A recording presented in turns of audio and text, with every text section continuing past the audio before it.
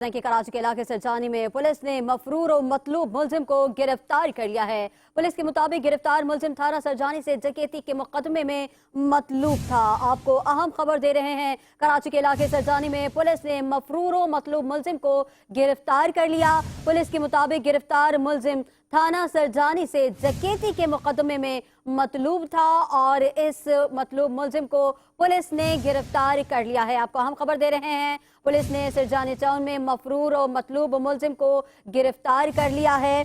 और आपको बताएं कि गिरफ्तार मुलजिम थाना सरजानी से डकैती के मुकदमे में मतलूब था।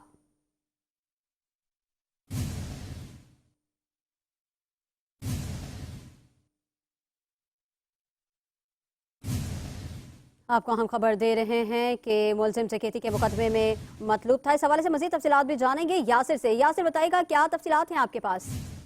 जी बिल्कुल, देखिए थाना सरजानी ने बेहतरीन कार्रवाई करते हुए मफरूर और मतलूब मुलजिम को गिरफ्तार किया है, जिसकी शनाख्त जो है वो जिशान और फऊ के नाम से हुई है, जिसको खुफिया इतला पे कार्रवाई करते हुए गिरफ्तार किया है। जबकि सरजानी पुलिस का कहना है कि ये मुलजिम जो है जिशान वो कई सरजानी में डकैती की वारदातों में मतलूब था और इससे पहले जो एक गैंग सरजानी पुलिस ने गिरफ्तार किया था उसमें भी ये शामिल था।